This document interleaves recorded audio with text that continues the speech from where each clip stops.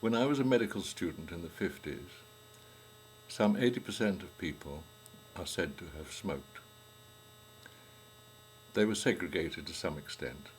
You could smoke on the top deck of a bus, for example, but not inside. There were even ashtrays on the back of the seat in front. You could smoke in the designated carriages of trains. There were ashtrays in the armrests. There were so many smokers that most carriages were for smokers. Nowadays, with air conditioning in trains, planes, and enclosed spaces generally, smoking should be permitted anywhere. But totalitarian cultural prejudice, a state of mind akin to racism, forbids it. Research on the dangers of smoking has been suspect from the start. In the early 50s, many thought that Professor Richard Doll had proved that smoking caused lung cancer.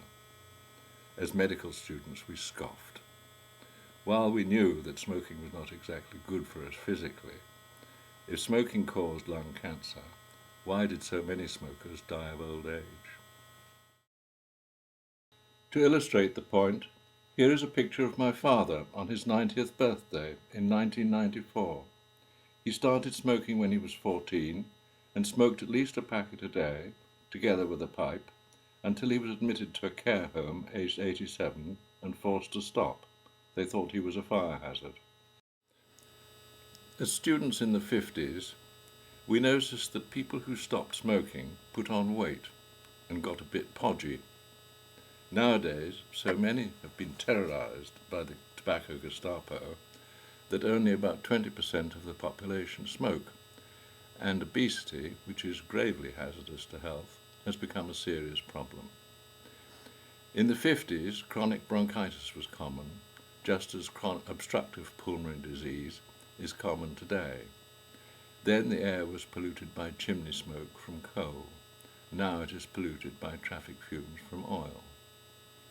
We are told that smoking increases the risk not only of cancer, strokes and heart disease, but also stunts the growth of unborn children, causes premature aging, wrinkles the skin, and shrivels our naughty bits, causing impotence.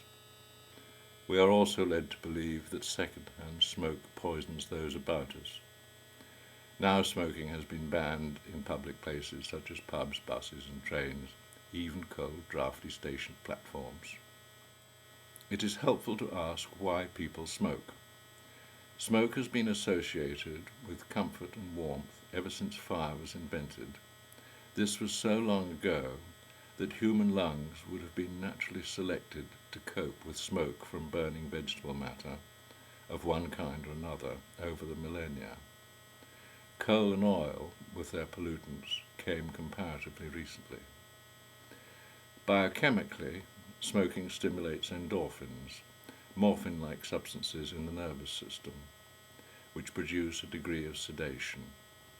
If you administer naloxone to a smoker, that is a drug which neutralizes opiates, a craving for a cigarette is induced.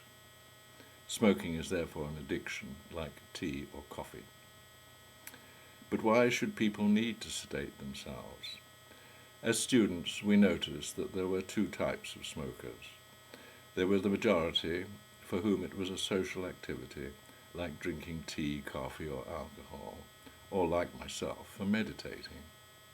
Indeed, smoking was referred to as the lonely man's best friend. Personally, I always found smokers more broad-minded, worldly, and interesting to talk to. Then there was another group, tense, anxious, often chain smokers, who inhaled each puff to the bottom of their lungs. They were trying to relieve the stress of a world with which they had never quite managed to cope. Smoking was a symptom of that stress. But researchers tell us that stress also increases the risk of cancer, strokes and heart disease, and that it stunts the growth of unborn children, wrinkles the skin, and shrivels winkies. It also stimulates people to sedate themselves with food so that they get fat, further increasing their chances not only of cancer, heart disease and strokes, but also diabetes. It is not necessary to smoke to suffer from these conditions. Non-smokers are affected too. Moreover, it is stressful to live in the company of stressed people. One could talk of passive stress. The statistics analysed by statisticians in fact relate to stress rather than smoking. All the diseases alleged to be caused by smoking are in fact caused by stress. Smoking itself is a symptom, not a sin. It never killed anyone. But there is a hidden agenda. The authorities have adopted an increasingly totalitarian attitude.